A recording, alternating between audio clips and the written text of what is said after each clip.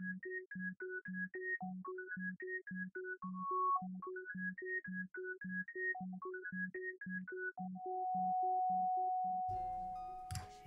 everybody, welcome back to another episode of Cryptid Conversations. I'm Caster MJ, and along with me I have my two co-hosts, Cryptid Nation News. How's it going? As well as Deadly. Hey guys. It's cut off guard. You usually do him first. Again, I just go with what's... You covered the name, so he was like, I gotta do it while it's still fresh in my head. Cryptid Nation, something. Yeah, I couldn't mess it up like last week, you know? But no, I just do whoever's first on Discord, honestly. So just keep it fair, you know, instead of choosing favorites here. Wait. Are you saying Deadly's the favorite? I'm saying Deadly would never be the favorite, but Sounds about right. You heard it here, folks. Sounds about right, he said. As always, though, before we get into it, I just want to let everybody know that this podcast is sponsored by Immortal Workshop. Immortal is a partner for Metazoo. If you're shopping Metazoo, shop at Immortal Workshop. You'll be able to find his link down in the description below. Or if you're just on his website shopping and you use code Caster's Corner, it will let him know that you came from us. So with that, guys, we just want to get in the episode this week. We're going to be talking about some more so like news, I guess. Kind of what happened in the Metazoo hour. Who cares about news? Some relevant information. What we could be expecting, things like that. Or what we think we should be expecting, I should say. Plans change. So yeah, with that being said, we, like I said, had the Metazoo hour this week, which if you have not seen Ian's video on it yet, you know, be sure to check that out. But one of the things that was big in there that we found out was the release date for Native. So Ian, why don't you tell us what that release date is? And anything that we might know about it so far. Yeah, so the release date for Native, as we're told, is April 1st, which I don't know if we can trust, being that it's April 1st. It's a bit sus. It is a bit sus. Isn't that when Magic Cast came out? The April 2nd, or at least... I think, was Magic. But yeah, around the same time, the whole point of the April Fool's set, right? And that's why I'm like, really, Mike? Yeah. But no, it's around the right time frame. I think Wilderness was the week before that last year. It was the last week of March. Yeah, it sounds about right. And we were expecting springtime. Right. Yeah, so we're about 4 months away from, well, a little less than 4 months away from that right now. So I imagine Native's going to be going to the printers pretty soon here. If it hasn't already. But they usually announce it. Yeah, they have been playtesting it, so probably would be heading to the printer soon. Now I don't think they've been playtesting that long though. No, they haven't been that long. I think it's only been maybe like 2 or 3 weeks. 2 or 3 weeks, yeah. My question is, and I think Ian might know the answer to this. I don't know if you do, so I'm sorry if you don't. But is this the longest gap we've had between sets so far? Yes and no. Longest gap without a core set release, yes. Longest set without new cards, no. So if you look at last year, you know, CN2 came out at the end of December, early January. I forgot exactly what the release date was. So there was, you know, a core set between Nightfall and Wilderness, but it wasn't new cards really, or a full set of new cards, I should say, because we did have some smaller sets sprinkled in. Yeah. What do you mean core set in between Nightfall and Wilderness? CN2 is technically considered part of the core set releases. Oh, okay. I'm like, what set did I completely miss? Yeah, right. So I'm saying it's technically we had something last year, but it wasn't Deadly. new. Deadly, you completely missed CN1. That's the one you completely missed. So I was gonna say, well, technically CN1 is not even the first set. Yeah, Nightfall's the first set for me. You completely missed CN1, as did I, as did Ian. I have a booster box that I will never open. Yeah, I own a I think a release event deck and some singles and stuff, and that's about it. I got a blister here for you, but I got a Kelsey signed first Mothman, and that's all I need right there. I have one as well, yeah. Actually, I got that from Arbiter in Salem recently. So awesome, yeah, dope. I'm super stoked for that. So, my point in asking about the release of like the space between the releases is, I feel, and just this is opinion up until you kind of confirmed it, is that I feel like it's a larger gap, and to me that kind of makes it a little less stressful. It's less. I'm not like, I don't know, for the other sets I feel like they were like rushed, or like they were back to back, and I was like, whoa, like I just learned these cards and now I need to learn new cards, and like I just spent money and now I need to spend more money, and now it feels like there's like a little break in a way where I'm just like able to like kind of relax and like pick up these little smaller sets if I want to. I don't really have to, type of thing. And it makes me also feel like they're giving themselves time to make sure that the release goes smoothly as well. Yeah, it's funny because I feel the opposite. But, I had joined around the end of December. I think December 28th was the day I joined the Discord last year. And so for me, it was pretty quick from CN2 to Wilderness. And there wasn't a lot of collaborations or mini sets or whatnot at that time. It was relatively quiet between the sets.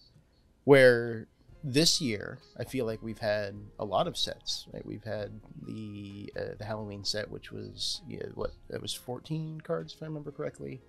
I believe so. We have the holiday set at 19. You have all these little extra products that are dropping, PFP boxes, etc. So I feel like there's a lot more smaller stuff going on, and that's what gives me more stress. Because for me, I didn't buy last week's episode. I didn't buy the Christmas boxes because I was like, okay, I need to start saving some money. I'm gonna skip the holiday set, right? And then Deadly opens the set. I'm like, I gotta get one of these. I need to play these. We both we record at nighttime, and before we like woke up the next day, we had them ordered already. Yep. Yeah. So I actually kind of feel the opposite. That I feel more stressed than last year around the time, and that's when I was kind of getting into it. And of course, I wasn't getting into it from a player's perspective. It was collectability. So yeah, there is a bit of a difference between, I guess, what you were doing and what I was doing last year. Yeah. No, I could definitely see how you feel that way for sure. I wasn't thinking of it like that until you kind of said it. So, but that does make sense that some people will definitely relate to you and feel that way, I'm sure. But yeah, for me, it's like the core sets are what I truly want, and the other sets are just like additional, like bonus fun if I want to, if I have the money, and then if the cards end up being playable, what I would normally do if like I don't pick it up is like I'll trade for it or something like that. But it just so happens that the Christmas set, every single card is pretty much playable. so after seeing that last week, I was like, damn it, I need to buy this one. But yeah, Deadly, how do you feel about that? I personally, I like having a little bit more space in between the set drops in the core sets. So coming from like a player, the core sets is where you mold, I guess, the whole meta. Yeah, you're molding the meta. You're molding like spell books and playability in like a larger format. But when you have the promos, then you're really introducing smaller seeded cards that can mess with the meta and kind of throw things off a little bit and make the core sets need to readjust themselves for what people are using because people get answers. I personally like having less of the core sets and then more of the promos and the premium little mini sets because personally, a core set's a lot to study, a lot of cards to go through, a lot to like figure out and create spellbooks from. It can be a lot back to back. Yes, with every single one, I'm just looking up at all my spellbooks or not all my booster boxes. I'm just like each one did something though. I personally agree with how they've run out with them so far. Maybe one or two of them could have been done either a little smoother or maybe a little bit more time. But I think what they wanted to do was insert their cards into the community, into the environment, so that people could establish a baseline for the game. And then now that you have real playability, that aura types are fighting at each other all the time. I don't yes, you hear one tournament's like all the lightning, one tournament's cosmic, another one's this weird combo deck, and you're just like, okay, things are really kind of leveling out. Up until like Wilderness, it was everyone who was winning was Frog. Then at Wilderness, it was everyone who was winning was Lightning. Now, and then UFO was Cosmic. Yeah, now finally we're at a point, I agree, where there's enough cards, there's enough saturation, I guess is a good word, where like there's options, and one thing might be on top, but it might just be on top for that tournament or like that region or that group of friends, but you go up against something or somebody that you're not familiar with, and they might pull something out that you're not expecting. I've been seeing on Caster Society some cool ass spell books that people are building that are like 3 aura even. I'm like, holy shit! Like I didn't even think of this, We're at a good point in the game where, like Deadly said, like they now established the game essentially. They got it out, it's now running, and now they could make some changes and edit it and direct it and go on from there essentially. So then on the native topic, they also mentioned in the Metazoo Hour where they might be holding the release event. And by that, they did not give a specific location. They were just What do you mean release event? Oh, release event for native, sorry. Yes. I'm thinking of release event deck. I'm like, what are they're putting on an event? So yeah, they were saying that they want it to be at a casino, or they're considering it being at a casino, which I find interesting. What ties that together? Like Native Americans. Yeah. Okay. I mean, yes, like that's very, very. I was not thinking that, but like, okay. So then the set, technically where I live is on a Native American reservation, on a Seminole Native American reservation. So there's a lot of casinos right by my house and a lot of Native Americans. So I instantly, as soon as they said it, I was like, oh, okay.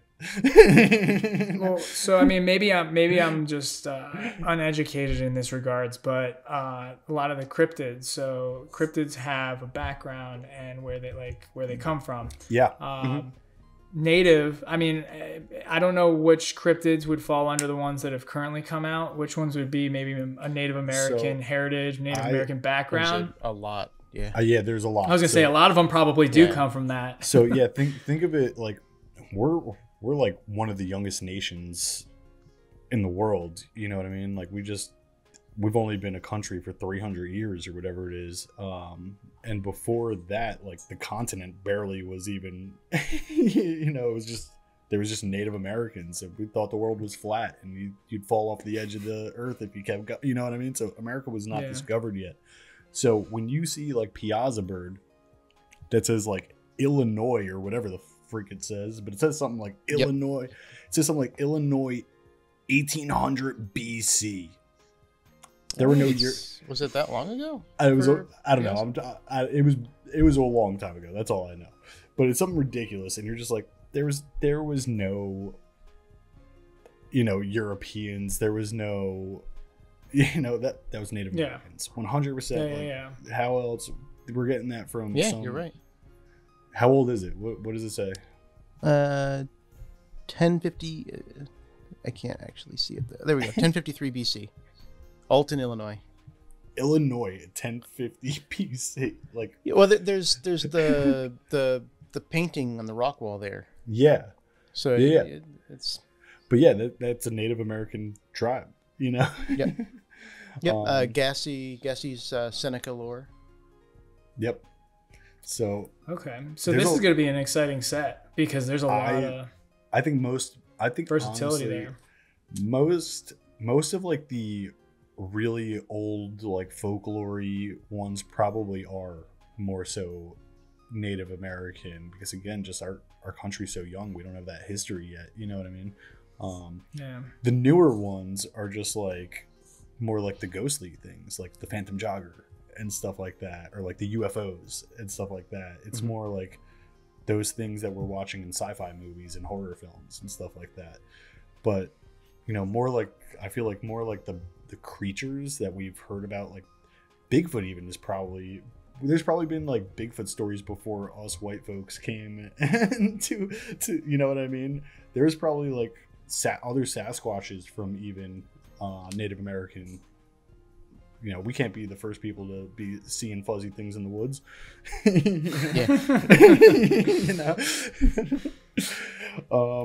So yeah, I think it's gonna be a real cool set, and I'm excited for it.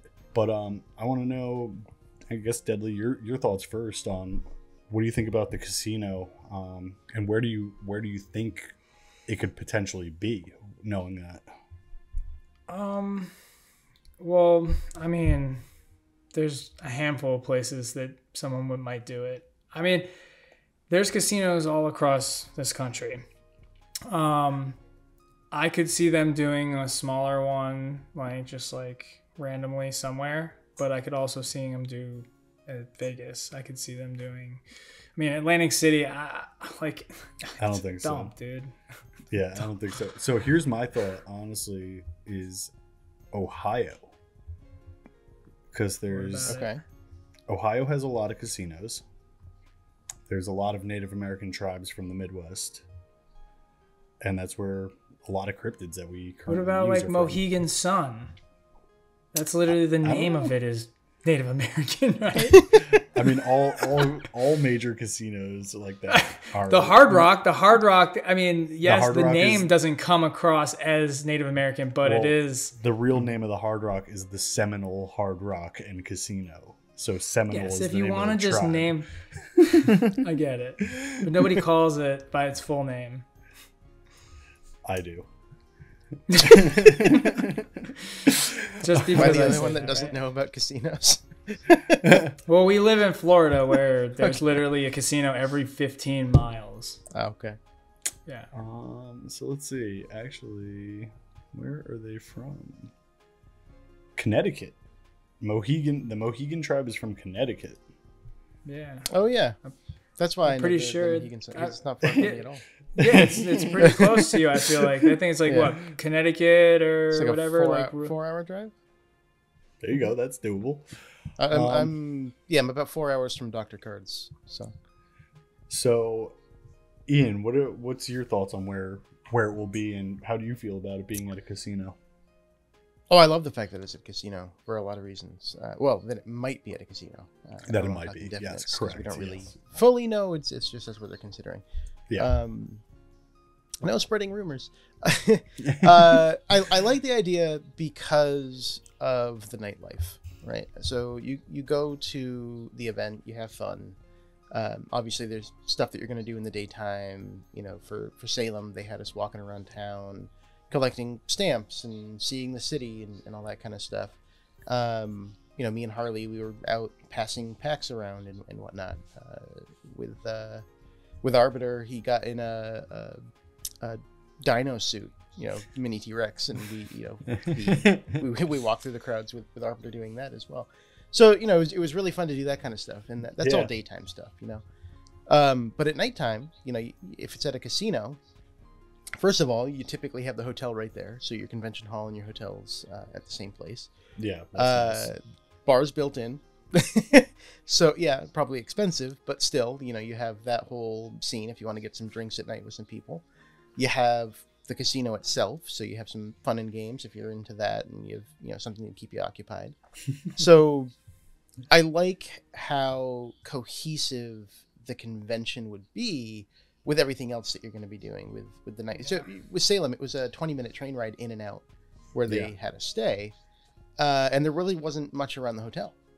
So it's just, you were at the hotel, there was a Dunkin', so you can get some food and a coffee in the morning, and then you're off to Salem. You go back, and then it's basically like, okay, well, we got to find something to do now, right?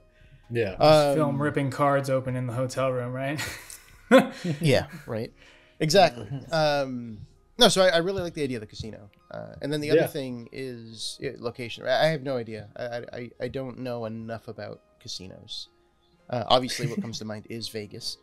And the interesting thing there is the comment that Mike had said that, he knows somebody who could DJ in Vegas. Obviously, he's talking about Steve Aoki. Yeah. So, really? Would they go big and have Steve, headline a concert as part of the release event? Maybe. That's probably the most like. I mean, that would be best big. Case move. That would be huge. That would be big. It'd be huge. Yeah. I mean, so here's my thing is that Vegas casinos are big, and anybody who knows anything about Vegas, you get lost in them. Like I've never been. It's a whole different world. So here Ian's never been. So Las Vegas's population literally like multiplies by like 10 or 12 each weekend, every single weekend. Wow. Just from people on business trips, driving in from, California, driving in from wherever, you know what I mean? All these things. I think it would be harder than we think it would. It would, like, Vegas is paying DJs $1 million a year to play there just one day a week. So like I think Steve already does play in he Vegas, does that. Yes, right? He's got a contract with Caesar's Palace, I think. Yeah. So okay, Caesar's Palace. April 1st. Let's do this. Yeah, that's what I'm saying. I don't know. Caesar's Palace is one of the biggest ones in Vegas. Yeah. You know what I mean? At least let me just say that's where he was last year, because I was there and I saw everything like lit up. That place was going off, dude. I was like, "Who's there?" And they're like, "That's Steve Aoki's club." I'm like, "Oh, cool." I don't know how much it would cost. I don't know how much it would cost to rent a convention room at that casino, but I'm assuming it's a lot. Yeah. I don't know. It just, to me, it doesn't add up for some reason. I feel like that's too big for just a release event. You know what I mean? Well, think about it. Any casino is expensive. Resorts, hotel rooms, all of that is going to be I get it. There. So we're all sharing a single room, right? Like us and everybody. Immortal. I'll sleep on the floor. Immortal. We need you. Yeah. Pack right in. I'll sleep on the floor though. I really don't care, honestly. That's who sleeps as long as it's Vegas. If it's Vegas, oh man, yeah. If it's Vegas, we're in trouble. But I think the casino is a great idea. I think it works with the theme. I'm excited to hear more about it in the future, honestly. And I'm hoping I can make it to this one, especially if it is at a casino. Yeah, and I think Vegas could be interesting for what you said though too. Is that the population grows by, would you say, 10 to 15 times? It does. It's the stat always changes. You can look it up. You can Google it. I'm sure there's like statistics for what it was for 2022. I'm sorry, Jesus, I'm stuck in the past here. But yeah, it's ridiculous. If you look it up, it's crazy. Just between like maybe it's the amount of people that get lost there while people coming in for concerts, people coming never in leave. for what, you know what I mean? But yeah, it's just people, a lot of stuff happens in Vegas, man. It could be great for publicity if it is Vegas. I agree. I do agree. I think it would be amazing. I just think it's harder. It's harder done than what we're saying. You know what I mean? Yeah, it might be more costly than what people in the community are worth. Or not worth, but they want to pay. It sounds easy because casino and Steve Aoki. But all the other factors seem a little more challenging. I think we're making an assumption here that Metazoo cares how easy it is to get to an event at this point. Because honestly, it's extremely hard, extremely short amount of time. So at this point, they're like, "Hey, we're gonna put on this epic event, and if you can get there, you can get there." Like that, and I'm like, "Fine, like it's fine." Like that's how they're gonna do it. But that way, I could see that being like, "Hey, we got something going on in Vegas. Like the people that get there, get there. People who can't, they can't afford it. I'm sorry." Yeah, no, I could see it too, 100%. But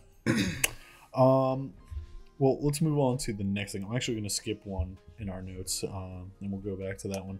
And we have notes? That is that in the Metazoo hour, somebody asked about, will there be like another like Rat King style, like the New York City Rat King style promos? I'm just going to, for the sake of this, call it like scavenger hunt type of promo. Yeah. And we got an answer about that. So, Deadly, tell us what the answer is that Mike gave us. Europe. There you go. That's about it. That's about it. I mean, we can make the assumption that it's gonna have a promo and like a chase card at the end of the road or whatever it is, but I think they said it was the next one is gonna be over in Europe. So, yeah, happy for you guys, whoever's watching who's in Europe. Yeah, I mean, I think it's cool that it's Europe. I think we need some diversity in the beasties here. You know, we're running out of these US ones, and there's a lot of land to cover. Well, isn't SCP is that all like American or all like, or is that like cover everything? Because that's a lot. That's a freaking I don't know. List. I know everyone that I've looked at in SCP is American, but I don't know if that's by coincidence or not. You know what I mean? Yeah.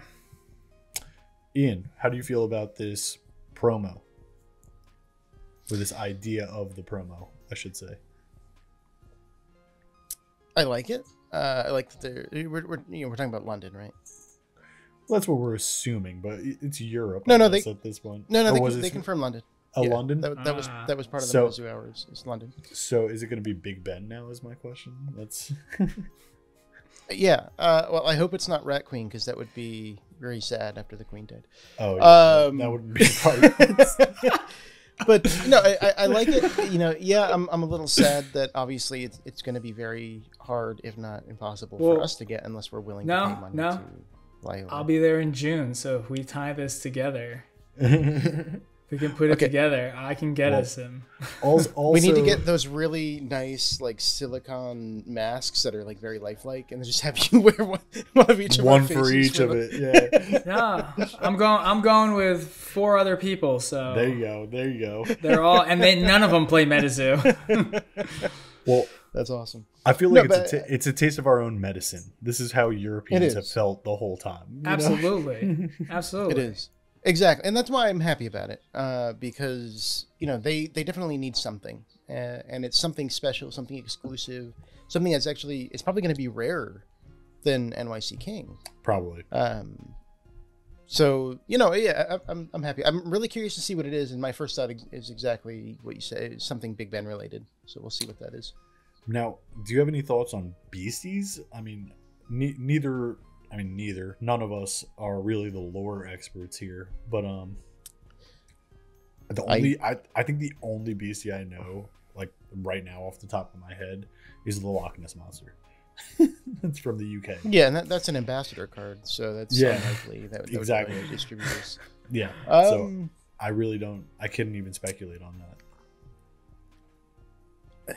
Owlman was British, right? I know that's in the fan art set though, so it's probably not.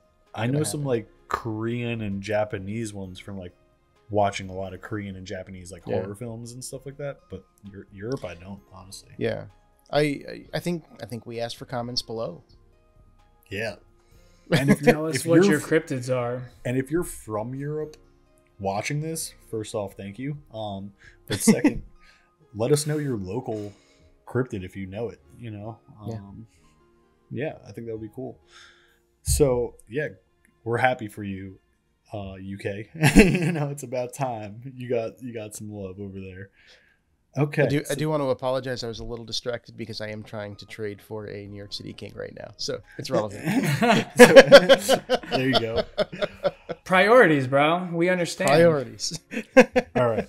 So now I'm going to go back to... actually, I'll go down to the next one still because that's still Metazoo Hour. And then the last two little topics we have are news from today, actually.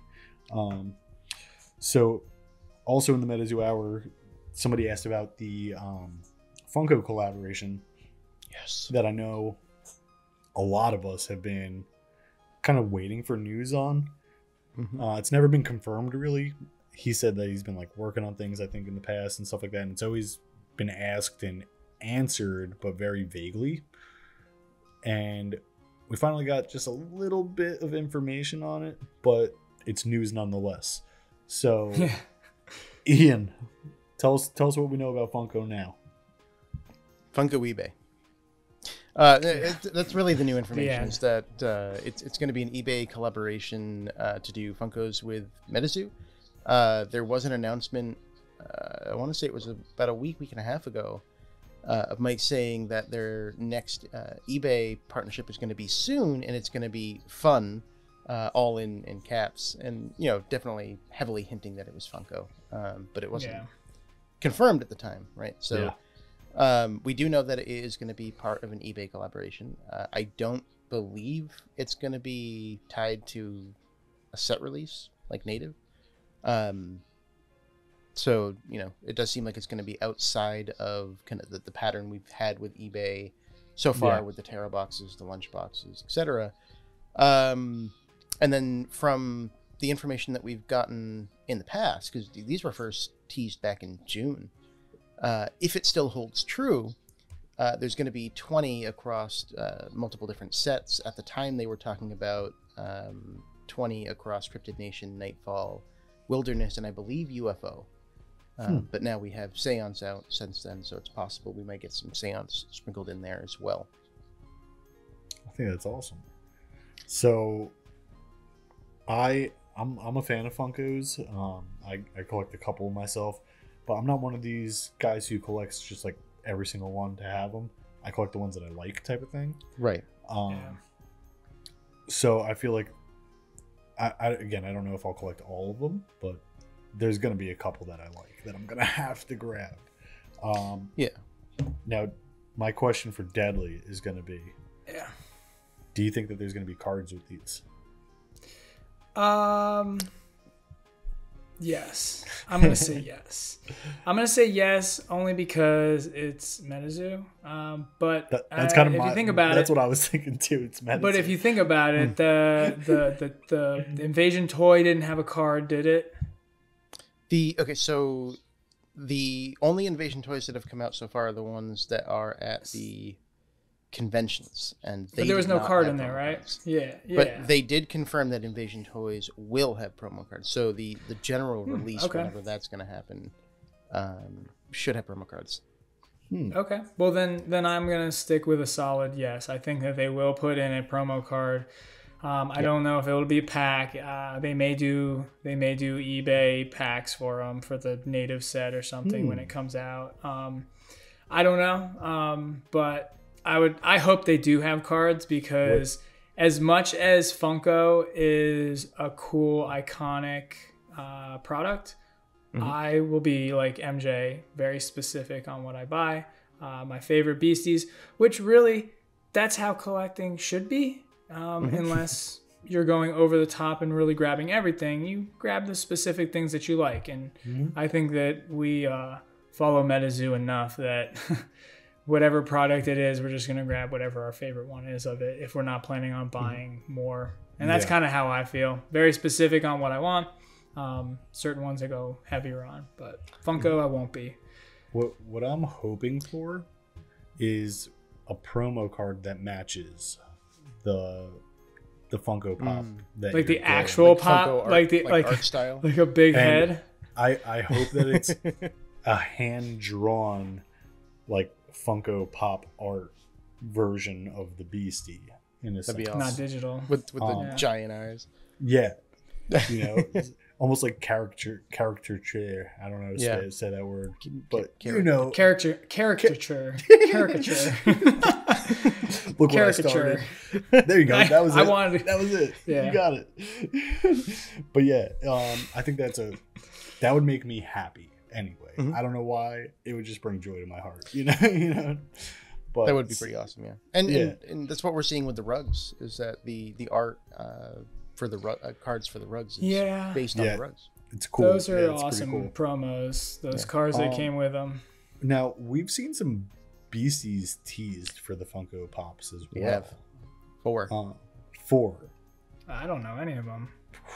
It's been a while, I feel like, though, actually. Bless my ears, Ian. I want to hear. I know. I remember. Guess one of them. I remember. I think 2 of them. Mothman. Yep. Okay. So now, obviously. So Piazza Bird. No, we haven't seen that one. No, Mothman, I thought we did for some reason. Sam. Okay, this one. Adam. I know. This one I know. Nope. Jersey Devil. Yes. Yeah, that one. I'm actually surprised you remembered that one, because there was 3 that was like officially shown to us or teased or whatnot, and the Jersey Devil was dropped and deleted, and we haven't seen it since. And I've done a video on it. I've shown it off a few times, but that's why I know. It's yeah, right. It's wait. I know what all of them are. What are they? I don't know. No, the other 2 are Dragon of Akanto Falls, which is just vomiting a rainbow. That's what I was thinking of. Yeah. For some reason. I knew it was a dragon though. Yeah. And Bunny Man with his big old bloody axe. I did remember that too. Do we think that they're gonna look? Do we think that they're gonna emulate any way of looking like a PFP? If you're saying it has rainbow throw up, no rainbow throw Akanto. No, that's just like Akanto's power. That's its attack. Yeah, but that's what Akanto Dragon does. He spits out rainbows. It is very similar to the PFP. So is my Wendigo on my PFP. I'm just connecting dots. I don't know if like they're gonna try and make them look more like the PFP art, or they're gonna go more mainstream with atypical corsets. Yeah, so its attack is Rainbow Ray. Yeah, no, it makes sense. Like it definitely makes sense, and I feel like I've seen other products with rainbow, whether it's coming out of his mouth or not. The backpack, I'm pretty sure, had rainbows all over it, and that was the reason I didn't buy it, because it was way too colorful. But I like darker. That's just like Akanto Dragon's like whole thing. You know what I mean? Yeah. Because its scales are so shiny. If you read the little flavor text on the card there. That's what flavor text doesn't work in a game. It has no effect on the game whatsoever. I'm sorry. And hey guys, just navigated away from this video. So, all right. Anything else on Funkos before we move on to the next stuff? Yes, I want them. I do too. I'll take one. I want the bunny man. Now that I know that exists. The ones I've seen, I like them also, and that's the problem. It's like I'm not huge on Funko. The only Funkos I have are Game of Thrones Funkos, and they just, honestly, they're just sitting in a tote over there. It's a random. So I'm not huge into Funkos, but you don't have any Pokemon ones? Why does it surprise me for some reason? I don't. Damn. I don't have. I have a green screen for a reason. It's because I don't have space to display anything down here. Yep. Yeah. That's why we all have green screens, because behind our door, behind this green screen, is just a bedroom. It's not dressed up. Yeah, I got a dog licking herself behind mine or something. This is so much nicer, right? Over here. But yeah, no. I only have Pokemon ones, and they're nothing special. They're nothing expensive. I like some of the more expensive Pokemon ones, but I didn't think it was worth my money, honestly. So I got just the ones at Target that that I like. I have the original starting 3 and a few of my favorite Pokemon type of thing. Yep. So actually, you saying that reminds me that the Funkos I have, the ones that I care about are worth nothing. Yeah. The ones that I bought because I like them, they're worth nothing because they were popular. There's a bunch in circulation. The ones that are actually worth something are the ones that nobody cared about. Right? Like, who cares about Renly Baratheon? Not a lot of people. So I have that one, and it's worth a lot of money. Yeah. So that's something to consider here. And this is what happened with the rugs. Is the rugs that were slept on have a lower print run. So your Jersey Devil, your Hodag, they have forgot the order. I think Jersey Devil was print run of 40, Hodag was 50, or the other way around. I think you're right. So because they weren't as sought after, they're now more rare and more valuable than, say, the Mothman or the Loveland Frogman. Yeah, and they smacked the stamp right on it. Yeah, they smacked They noticed that too. They were like, nobody bought these probably as much as we thought we thought they were going to, and they were like, we're gonna make sure people know, and we're gonna make this super super cool, and then just make it limited, more limited. Next time buy one of each. I wanted to. It was too expensive. I bought 3. It was expensive. They were expensive. It was expensive. But I have a feeling they're going to be nice quality. Honestly, they're going to be. I can't wait. They had to send them back because they weren't happy with the quality, and that's why they've been delayed so much. I didn't even know that. Do it again. I didn't even know that. Yeah, they got the kudos color to Metazoo right for that. And they threw them back and good had job. to redo the rugs. So I'm really happy with that. Yeah, good job. But the same concept applies with Funkos as well. Is whatever Funko, if you're in it to try to figure out which Funkos are going to make you some money in the long term, it's going to be the ones that people aren't caring about as much. So if there's a Funko that isn't going to be as popular, if you're trying to buy it and sell it, 5 years down the line for a profit, go for the ones that aren't as popular. Yeah. Essentially. Yeah. No, that makes sense. I think it speaks volumes to when you have a game like this and your major hits are not only just the only hits, like the other cards. Like, this is, for example, like Squonk. Like, I love Squonk. He's a beloved card in this game, and people really, really, value him. And whatever, he's not a valuable card in any means whatsoever. But if you get one signed, or if you, like, just whatever, like, if people hold a non-valued card more valued. Squonk. Our teammate plays Squonk in his critter deck. Oh yeah, Tanqueray. Tanqueray. Let's not talk about that, because I can't beat BC. Yeah, he whoops my ass with Squonk. You're saying it's not a playable card. It's only gotten harder. So if anybody hasn't played Beastie Fearsome Critters, come on over to our Discord and call out Tanqueray, and he will whip you. We'll lay out the critters, dude. It's aggressive, dude. It's so aggressive. It's the only deck that beats me like 100% of the time. I know, for real. It's like every single time I'm like, I'm gonna win, and he's like, nope, stabilized, dead. Yeah, it's wild, dude. Like, it's quick too. He beat me the other day in like 5 turns. Yeah. Like what? Like literally like counted down to 0 within 5 turns, type of thing. Dude, it's fast. That's crazy. It's so fast. Okay, but anyway, we spent enough time on Funko Pops. Let's go on. There's such thing as enough time on Funko Pop. The next topic, which is news about Comic-Con and Collecticon in regards to Metazoo. So I'm actually just going to pass it off to Ian because I feel like he'll be able to articulate this better than I will. So tell us what's going on.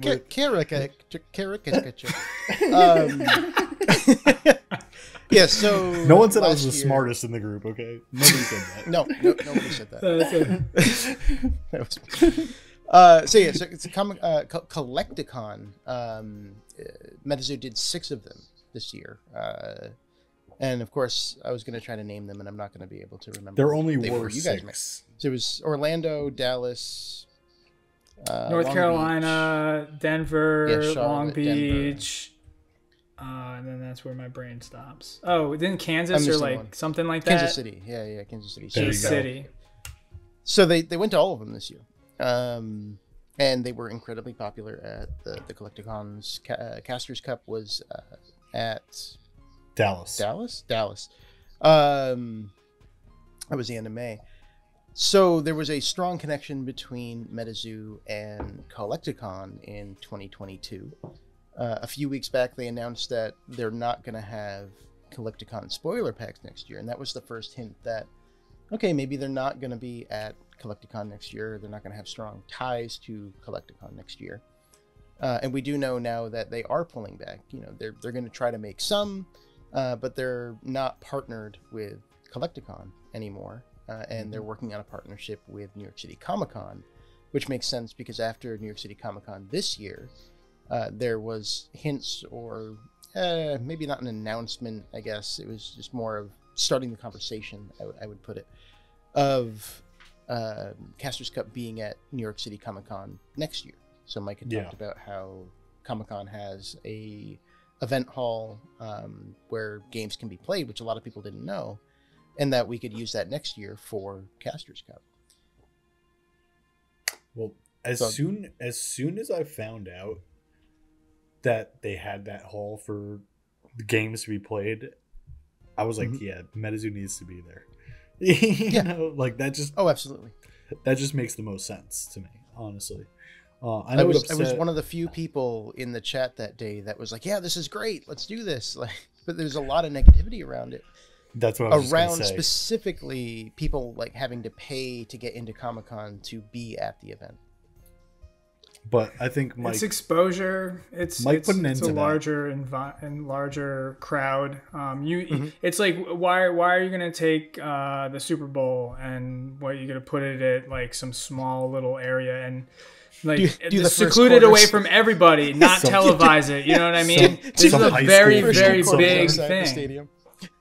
Yeah. It's just at some like Dallas high school football field or something like that. Yeah.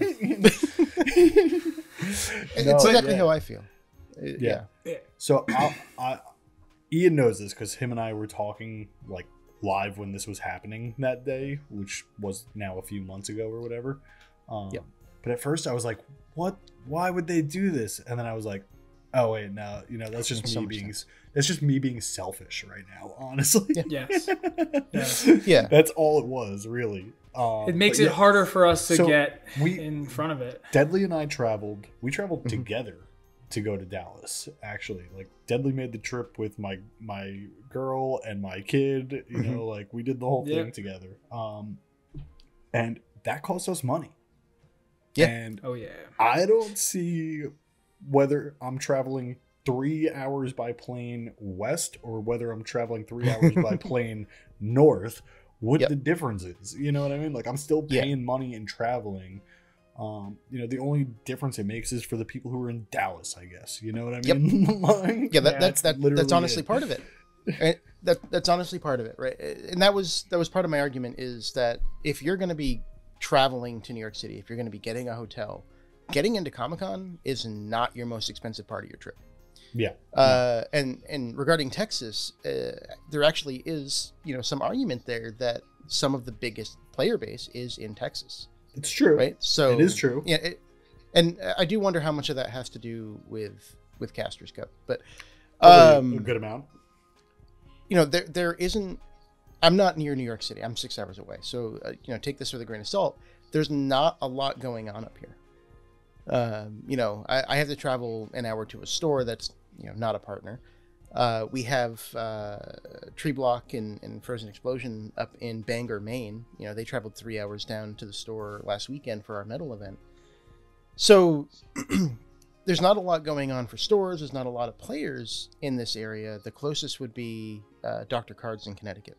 And, you know, he does metal events pretty regularly. Yeah. So, you know, compared to what's going on with Caster Society and groups down in Texas, yeah, you know, we're smaller up here. But could having it in New York City Comic Con help this part of the country grow in popularity with Metazoo? Also, I mean, it is the largest city in the country. It is the most diverse city in the world. You know, Mike can just stay at home. There's a lot of reasons why it should be there, honestly.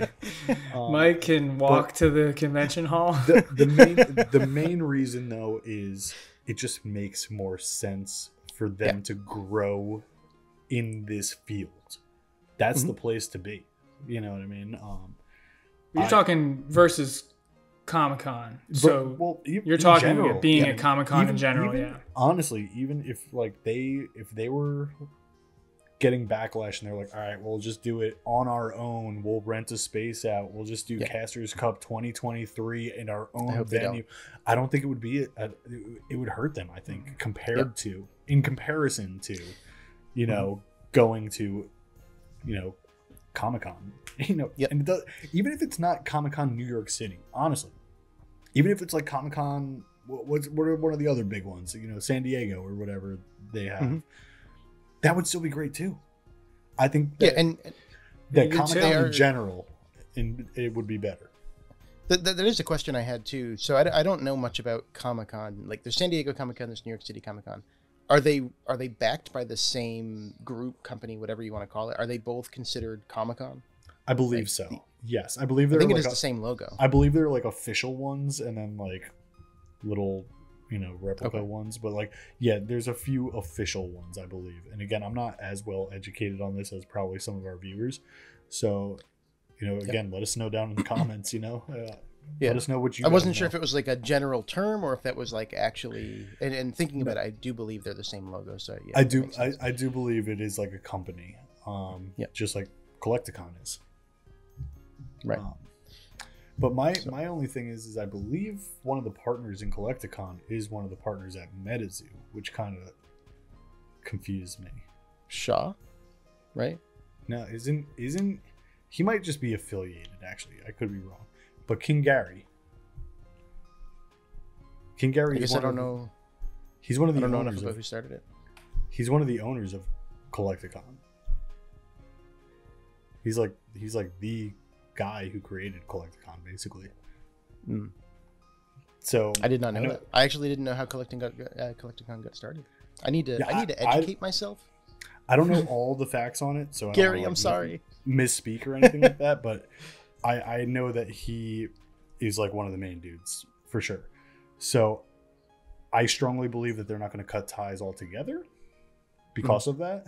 But yeah, I just think it's odd that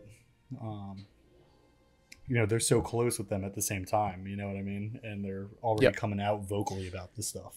You know? It feels like a lot of people in the TCG world are pretty close anyway. So I've learned a lot in the past, you know, year and a half that I got back into all this after taking a relatively long break in my life. So yeah, I've actually I've had the privilege of meeting Gary twice now. Nice. One in Orlando, I just, hey, how you doing? I'm a big fan type of thing. And then in Dallas, you know, I had like a quick little like 2-minute conversation with him. Nicest guy in the world, honestly. That's what I always hear. Yeah, like genuinely, like I'm guilty of this myself. When I meet somebody new, if I'm like busy or something like that, like I'm already doing something, I might be like, yeah, cool. You know what I mean? But like, I'm not really. He listens, you know what I mean? And that's just like that's a trait that not everybody has, you know. He's genuinely like, he'll stop what he's doing and he'll be like, oh, hey, you're who? You know what I mean? And like, yeah. So he's a real genuine guy. I just wanted to throw that out there, you know? But yeah, so I think it would be a good move in general though, for more of the Comic-Con stuff. More exposure, the better, just in general. I think they potentially, I don't want to say outgrew, but they have overextended their audience and they need more exposure. So whether they are Comic-Con, Collecticon, I think Comic-Con is the next level of exposure for them. And if they go in there, and so the thing is like, my interpretation of this is I am opinionated. I will shoot things down if I don't agree with them, if I don't like the way they look. It took me 2 times before I actually jumped into Metazoo. Matt was like, do Metazoo, let's play. Like, I'm like, no, dude, Magic this. Like, if I'm going to play a trading card game, I'm going to do the OG. I'm going to do Magic. But subconsciously in my head, Magic was just so overloaded with cards. Going into it, I like only played draft, Friday night draft, because you're set to one set, and everybody's starting from scratch. So everybody's on an even playing field.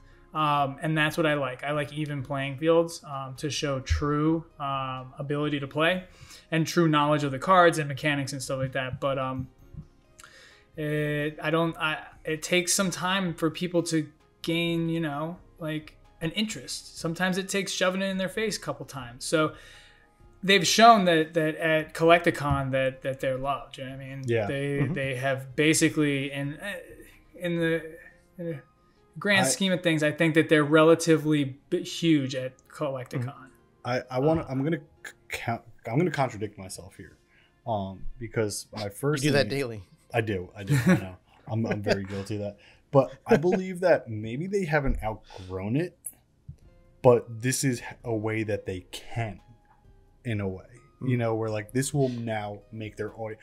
The only people going to Collecticon are like the people who already know about Metazoo. Like most people there already know about it, but most people at Comic-Con are going there for a million other things. Yeah, but at the same time, and this is where I contradict myself. Deadly, you just answer this. How comfortable were you at Caster's Cup? Do you have a nice spot to eat your lunch and sit down? And are you kidding me, dude? It was so packed and miserable. I didn't eat all day. Bad. I ate like a hot dog, and I was like, but there's no place to sit even, and there's no place to even sit. Yeah. You know what I mean? Like it's very busy. Move, constantly doing stuff. The venue is not as large as you wish, and there's no spot for like sitting and things like that. I feel like, again, Comic-Con being as huge as it is would just be like, again, I don't think we necessarily outgrew it, but there was too many people there. Does New York City Comic-Con have like a food hall or a place with vendors for food? I would assume most convention halls do. They have like a little food court. I mean, Collecticon had it. Yeah, we had it at Denver. There was like there was a little spot that was food to buy, and then there was like places outside by the lines, like before you got in. There was places to buy food there. Then you go outside. There was seating outside. I will say, it was at actually Fort Worth Convention Center, just for reference, which is I still can't get it right. Yeah, Deadly bought us our freaking Airbnb by the Dallas convention. We had to drive like 30 minutes. Hey, I paid for the rental car. I drove. I was the one who went to day 2. I was the only one who suffered from that, really. But my point with that is like some of these convention halls are bigger than others. When we went to Orlando, there was like 7 or 8 different restaurant options for us to choose from. But when we went to Fort Worth, which I'm assuming is not as big as the Dallas Convention Center, it was like a little concession stand, like you were going to a Little League baseball game or something like that. Honestly, you know, it's just like you had 4 options and they were 10 times the price they should have been. But that's at any event. Yeah, that's at any event. It's ridiculous. I hate that. But give me that $2 hot dog. So I would just assume though, that you know that those Comic-Cons are like the largest convention halls that you could possibly think of, and they're taking up the entire thing. They are they are using every room for something. They're doing Q&As over here. They're doing, you know, interviews over there. They're apparently having trading card game competitions downstairs. Who, you know, whatever it is.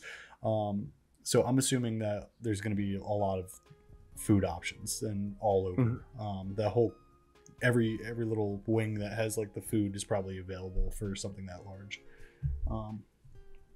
So yeah, I don't think anybody has to worry about that. Besides, again, just it probably being overpriced. You know, bring a peanut butter and jelly sandwich. I don't know.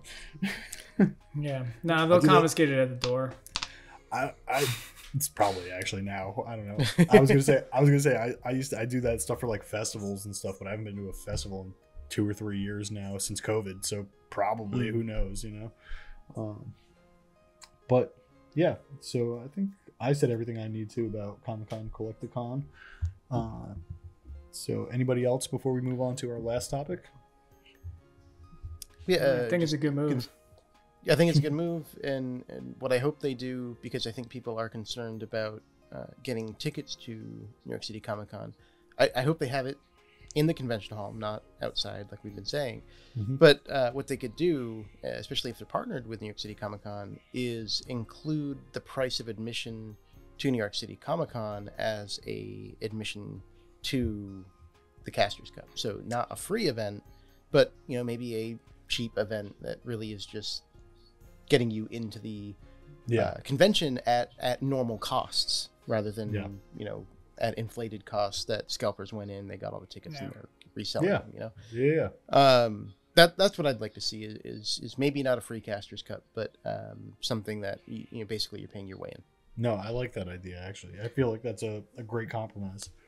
Yeah. I mean, is there any possibility of them like being like, hey, we're putting on this tournament, we're gonna sell 500 tickets? Can we have 500 tickets for specifically us, or that it's just not, we're not big, Metazoo's not big enough, they're not going to make that kind of like sacrifice for a game like that? I'm sure Mike's wheeling and dealing, trying to figure out something to compromise with everybody after all the backlash that they got initially with the announcement. He's probably ever since then been trying to come up with solutions. Yeah. And I think they know that having it offsite would not be great as well. But it was a good compromise to have that conversation now, just to, hey, we're looking at options. But I think they know that the best thing would be to get that exposure at the convention. Yeah, and I get people are like, yeah, well, you miss the convention anyway if you're playing in the tournament. So like, but still, like, I like the atmosphere too. Yeah. Like, I don't know. I grew up playing sports and stuff like that. I was always one of these people who like, I liked it more when the crowd was roaring. You know what I mean? Yeah. So yeah, I like that for some reason. That's the thing. Those people need to understand. It's not about you. It's about the exposure that Metazoo's getting at the convention by you being there playing at the convention. Exactly. So yeah, you miss it that day anyway. So this is why I agree that if it's going to be at the convention, there needs to be like reduced price tickets, or at least guarantee that you can get in at a reasonable cost. Yeah. It's not about that. It's about the exposure for Metazoo. I agree. Well, with that, we will go on to our last topic, which is news from today. And I'm just going to let's see. Where is it? Breaking news. It is in regards to a new type of aura that is going to be released in Native. And Mike asked us in the chat today, in the announcements chat, to vote on what these auras should be named. So, Ian, what are these new auras? Well, you had to ask me, and I forgot to look up the 3 possible names. Let's see. All right, okay. So the aura that was teased is a magma aura. So it is an earth-fire dual aura. And the names that they had offered for the dual aura were Duplex, Binal, and then after a short time, they added a third option for Fusion and Fusion 1. So they're going to be called Fusion auras, which are going to be dual, basically just dual aura, regular auras. Or not. I don't believe these are special auras like Prism Aura, though it does have a star on it. This one. They're gonna be its own aura type. It's gonna fall under the rainbow one. This is my guess. It's gonna be the like Prism, neutrality. It's gonna fall under that. It's gonna be a special aura because you're gonna be able to kill it with infinite power. That's my guess. Now, do you think it's gonna be hollow? Yeah. So there's going to be... But I don't know if it's going to be... Yeah, it's going to be... I don't know. There's going to be 10 but here's the question. auras in this set? Yeah. No. That's the thing. I think that this is where they come out with non-hollow dual auras. They're going to have the hollows, but they're also going to have like the non-hollows, I think. So here... But I could be wrong. we kind of answered one of my questions already. My first question was going to be, do you guys think this is going to be like the special auras of the set? And this time I'm saying auras because usually there's only one special aura. Mm-hmm. But this time maybe 9. They said there's going to be combinations. So here's my question too, though. Would there be 10? Would there be an Earth neutral? I wouldn't think so. I don't think so. I don't think they're doing anything with neutral. It would be covered by all the other ones. Yeah. So that is true. But yeah, so there would be 9 cards then. It's one for every other aura type. Hey, neutral is an aura type. So I mean, we have the totality. No. The totality aura is covered by every other aura type. Yeah, but it's a special aura. It's a special aura. Yeah. So are these. That's what I'm saying. Well, yeah, but I don't know which reference. What are you referencing? Then what are you talking about? You would fit. What are you proving there? Exactly what we're saying. We're talking about how these are dual aura pages. Yeah, but you're saying you think they're going to be neutral. No, I'm saying that I think one of them might be Earth and neutral. But that doesn't make any sense because neutral is an aura type. It's just a rock. It's an aura type, though. It is an aura type. Neutral is neutral. It's like I don't know how to phrase this because it's not. I don't know how to phrase it. I'm making fun of you because you're just saying nothing. Neutral. There's no aura. Yeah, neutral's not. You can use neutral is Neutral is literally every aura type. It's like you can use every aura type for a neutral beastie. But you can't fatigue a neutral aura for anything. You get what I'm saying? You can't. Yeah, I know that there's the neutrality totality that you can only use for neutral. Yes, and there are cards that are neutral and Earth. Yeah, so that one card. Yeah, but your flame Earth is going to cover that as well, though. So there'd be no point to have a neutral Earth. But so there would be though. There would be though because you could only have two of the same special aura in your deck. So this would make it so you could have 4 or 5. Yeah, so what I think we're going to see is because there's going to be 9 different fusion auras added to native. I think you're going to see a fusion aura limit, not a specific page limit. I think you're going to see like the orbs. Is it the orbs? No, that's no. It's the artifact essences. It's the essences. Yeah, you can't have more than 2 essences. Yep. Right. Okay. I think you're going to see you can't have more than 2 fusion auras, not necessarily magma fusion aura. So with that, it's that you can't have 2 of them in the arena at the same time. Also, you could have a lot of them in your deck. You just can't have them in play at the same time. Absorb, throw another one. Then that brings me to my next question: are these taking over and replacing artifact essences? Yeah, what's up with that now? No, well, so those are artifacts, so they have a different they are. Mm-hmm. But the thing is in Seance they did the exact same thing with essences for spirit. They did Seance was the only set where they had every single essence was a spirit essence. Yeah. That was a combination with spirit water, spirit earth, spirit flame, spirit cosmic, spirit whatever. Well, I think that they should actually be a little careful on what they're doing with that. Yeah, what are they going to do with this now? Are they going to have Yeah, so are they just going to stop artifact essences altogether? Because in all reality, the math, if you do the math, there's like 86 or some crazy combination of what we need to have every artifact essence combination. But now you're going to start just making dual aura fusions, it's confusing to me in a way. Are we gonna have both now, or are we just transferring to this? Are we gonna have now in native have 25 new aura combinations?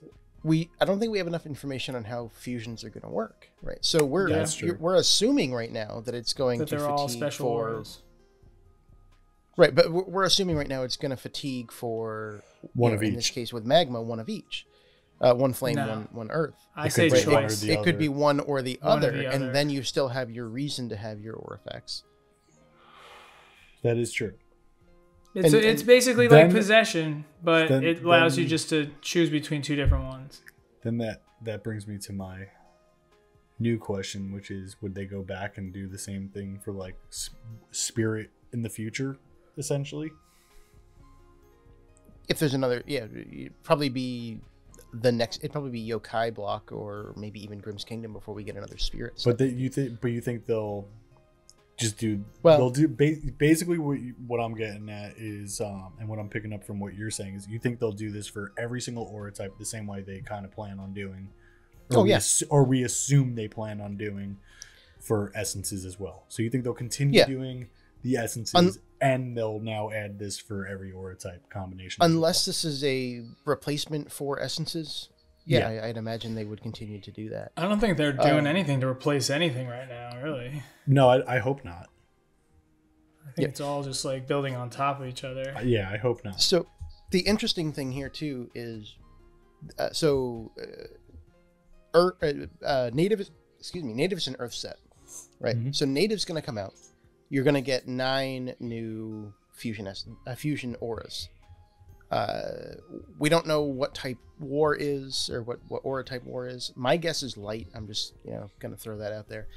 At that point, you're only going to get 8 new fusion auras, because light one's Earth already used. Right. So it's going to take a few sets to get through them all, but it is going to diminish there. So yeah, I'm really curious how they're going to use these. And while I'm thinking about it, do you guys know why the magma fusion aura is really interesting that they showed us that one? Because it's Earth and then Piazza. Piazza, yeah. Sorry. Yeah, so Piazza, we already know it's an Earth set. We know the box is tan, and we know that Piazza is Piazza is the mascot. Piazza is a flame beastie, so we are getting a flame Earth Piazza bird. So we were talking about this privately. What was that, like a week or so ago? Whenever they announced the Piazza bird thing, and you were like, "What? Like how is it Piazza I was the dumb bird?" I was the dumb one. You're like, "How is it Piazza bird when this is supposed to be an Earth set?" And I was like, who said that Piazza bird was gonna be just fire this time, man? And that's what I forgot, because Walking Sam, same thing, right? It was Walking Sam was a spirit beastie in Cryptid Nation. Seance is a spirit set, but it's Spirit Dark for Cryptid Nation. So your mascot for Spirit Dark for Seance. So your mascot for Spirit Dark, or I can't speak. Your mascot for Seance was dual, so we're going to be likely seeing that going forward with beasties we already know. So I love it. Yeah, I do love it, and it did throw me for a loop. So. Yeah. So I have 2 more questions. The first one is, do you guys think that there will now be a regular, like, I don't know the correct way to phrase this now, like a special aura, kind of like more that we're used to, one that will have like more utility in any deck, can be thrown into any deck type of thing, as opposed to these, which are kind of aura specific? Or do you think that they're going to now, I mean, I don't really know what else they can do in a way with special aura, Well, I think that's the final key right there, honestly. The more I'm thinking about it, these duels. Yeah. There's the only thing, I think that we're done with special auras as we know them. And the only thing that makes me think that is the star in the magma aura. Yeah. It's the same star that's in Prism. Yeah, I can't think of anything else that we need right now in regards to like the special auras in the ways that we know them. Yeah. I don't know what else the game needs currently. I think we're good, honestly. This is it, you're very accurate on that. And as far as my head tells me, and then obviously that we could be missing something completely, but those dual auras are the final piece where I mean, it really does help, I think, to just drop in, like, you have the choice between aura. My mind is racing drop it into a deck. I wonder if, And again, we don't know anything on this stuff yet, so this is all speculation. We did not prepare for this topic at all. No. Like halfway through that comment, we're just figuring this out as we go right now. But no, I'm thinking now like possessed aura. Like maybe you could use your possessed aura and on that and pick which one you want.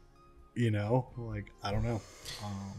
There's gonna be a bunch of stuff that comes and shows its head once the cards come out. So before I forget, the last question I wanted to ask is, which of the names would you have voted for? So there was Fusion. Yeah, Fusion. Yeah, so, and depending on how it works, I think it'd be if it's both, which again would make no sense with the artifact essences. I would love to see some kind of fission spell or fission aura that could then make it so your opponent can't use both or something like that. So fusion, anyway.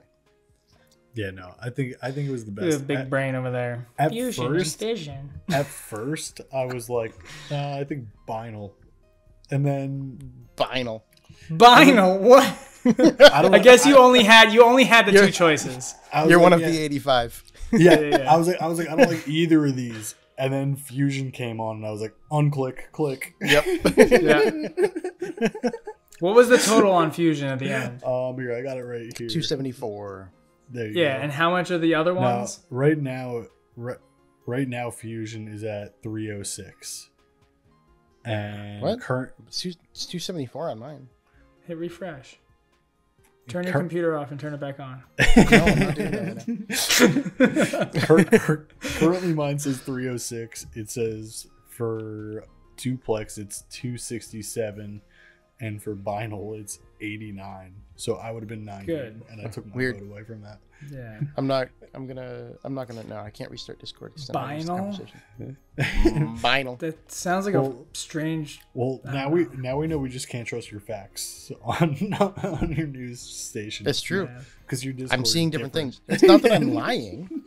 It's just that let's see what mine says. We can give mine a little check. What does yours say? You guys are in the same state, so I bet it's the same. I bet it's just taking a while to get up here. He is like 40 minutes away from me, or an hour away from me. Yeah. Nah, it's more like 45, 50. Let me unclick mine and then click it again. I'm still at 239 for. Yeah, I'm not doing this. No, you are. Slow. You are doing this because you have to now that you. I'll go on my phone here. Yeah. Well, I was using my computer and it was like freezing, and I don't like that. Announcements. Where's it at? Oh, here it is. 306. See? Weird. All right. Well, something's messed up on mine. I'll I don't even see the close and reopen it after we're done recording. You just report false news. The only thing, just kind of going back to your Possessed Aura comment, I don't think Possessed Aura will work against these because they are being called fusion auras. They're not basic auras. So Possessed Aura will not be able to affect them. Yeah. That does make sense. Words. Word. Multiple. Yeah. Words. Well, words. I got all my thoughts out on our topics this week. Yeah, I don't think I had much left for this one. I'm interested to see, like you're saying, the essence thing. I didn't think about that before. Because depending on the functionality of these fusions, you don't really need them. They're more vulnerable. Yeah. Than what an actual aura page would be. So. But I think if they are continuing to do both for the set releases, let's say we have a bunch of aurafacts and we have a bunch of these fusion auras, I think it would be super beneficial to not do the same aura types in the same drop. So if you're gonna do if you're gonna do all the dual fusion auras, there you go. That's how you do it. If you're gonna do them all Earth, then make the artifact essences light. I don't know, just something different. Flame. The other side of the dual aura for the set. For the set, yeah, perfect. That's a great way to do it. Yeah. So this way, it will expand the gameplay way faster. This way, now you're building there's 20 new aura types essentially for that set, as opposed to just the 10 or whatever it is. I feel like a problem could come about with that, with like gameplay or like play testing or whatever. So if you are creating the game and you're like, all right, I'm going to put all these dual aura light special ones in this earth one that we're making, and they're not thinking too far into whatever, maybe war has light, and they're like, oh wait, we messed up, we made way too many, like we didn't think about this. So like I'm thinking if they stay within the aura type that they're building in that set, then I feel like they're going to be more focused, and it'll play out better. But I agree, nine dual auras is a lot. Well, with that being said, Seance was a split aura set, the whole set. It was the head beastie was a split aura beastie that was dark and spirit, and the entire set was focused around dark and spirit. So I think it would make sense the way Ian's saying, where like if you did one earth and then one flame, and the head beastie is earth and flame, and then most of the set and most of the decks we're going to be building around, honestly, are those two aura types, it would make sense and it would work. I think so. I want to correct myself, because now that I'm thinking, you brought up the dual auras and how heavy dual aura they were in Seance. How many times have you been caught with Casey Jones in your hand being like, oh, I need just one last aura and I can do it? And not talking about like, we're talking like the drop that you did, like the spirit or the extra flame or whatever. So these cards, yes, we can make them work. We can pull them with City Terra or whatever, Overgrown City. You can you can grab auras, you can mix around, but you still get thrown off. I was playing Humple Dumples last night, and I added in Hateful Demise because I was playing against frogs, and I pulled a Hateful Demise, and I realized I had all my earth in one prism, and I had no other way to get that second dark.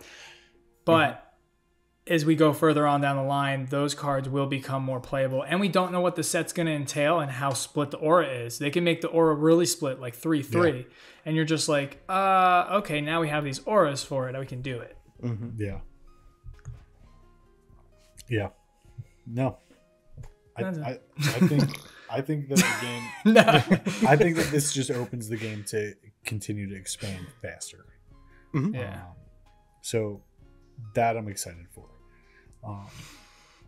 I need to come up with a new deck. So I've been playing the same thing the entire time. Seance has dropped. So things like this will push me into building new decks. Get you excited, new ideas. I see new combinations of things not even that.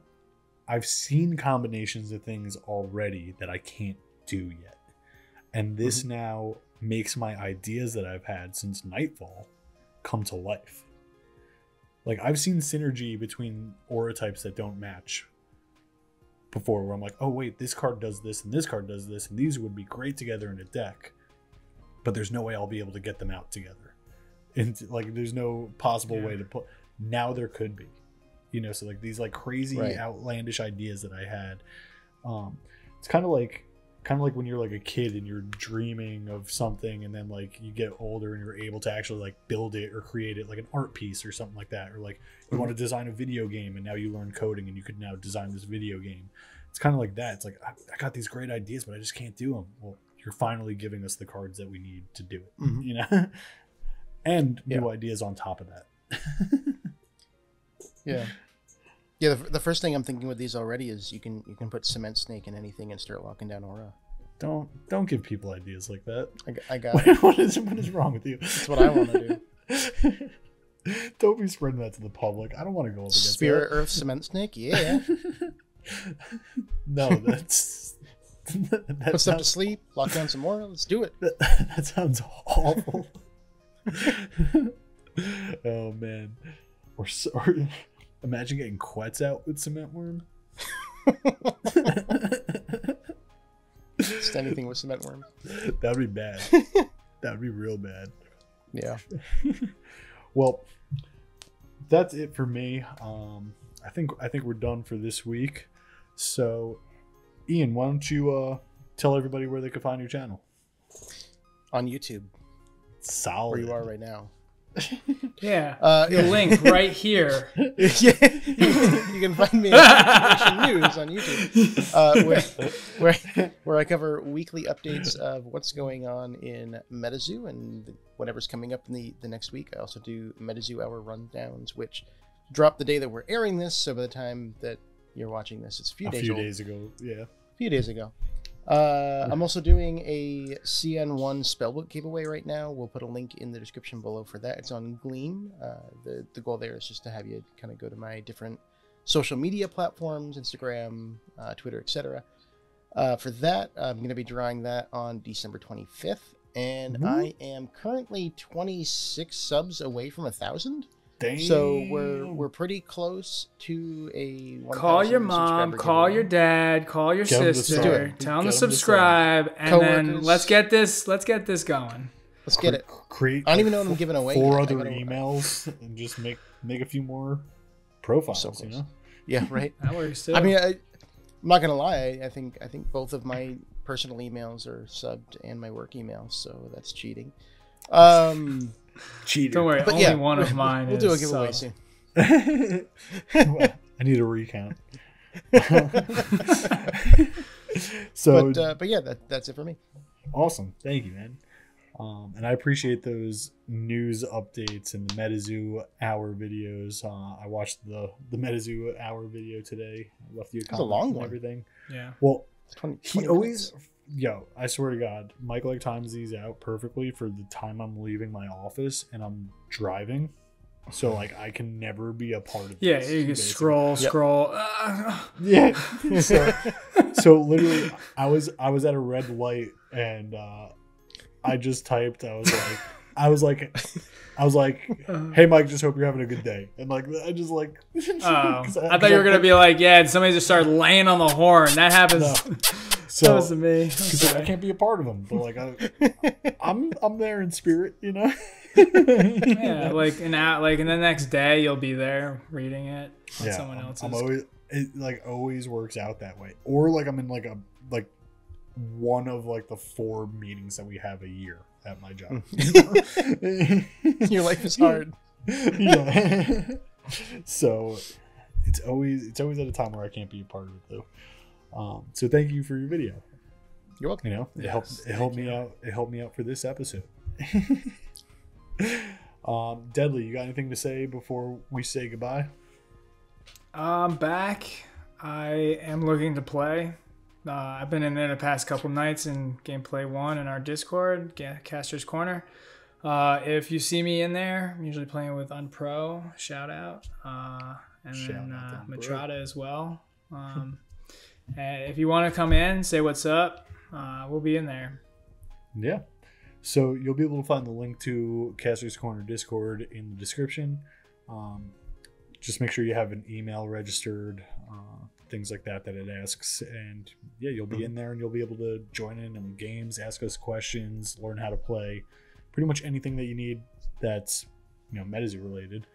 And I do want to say that after the new year, I do plan to host some more like learn to play events and everything. It's just that with the holidays and stuff like that, I've been a little busy. November and December are both busy months for me, but January things start to slow down again. So what's more important than Metazoo? Well, not much. Sometimes family, Sometimes. Yeah, you can't put family first in this case. If it's the month of December. Dude, if you put family first, you will miss a drop, okay? Dude, I was buying Nightfall. No, I was buying the Cryptid Nation skateboard sitting in the car with my mom when I was in North Carolina. I was like, Mom, we can't go shopping yet. I need to wait for this drop. And she's like, oh, okay. Yeah. Stop driving. I have internet right here. Yeah. Dude, thank God I was an NFT holder for the 4th of July promo because I was visiting my family for that. And then Zach hit me up, Zach Carp, and he was like, how many did you get? And I was like, what? How many what did I get? Gone already. I was like, oh crap. See, the one time I spent time with my family. Yeah, I just got hit by my dad. Is that what you're asking about? Yeah. But yeah, just sign up for the Discord. we're in there to play games. We're in there to teach people how to play the game. I created the channel because I wanted to learn how to play the game. So yeah, we're more than willing to help anybody. So come in there and ask us questions, and look out in the future for some Learn to Play events. And then before we close, I just want to remind everybody again, if you're going to be shopping Metazoo, stick to the partners, and what better partner than Immortal Workshop, who also sponsors this channel. So again, you'll be able to find his link in the description down below. Thank you for everything you do, Immortal Workshop. We really appreciate you. And with that, we appreciate everybody for watching. Leave us a comment down below. Let us know anything about this episode or anything you want to see in the future. And with that, we appreciate everybody, and we'll see you next time. Have a good one, guys. Have a good one. See you guys.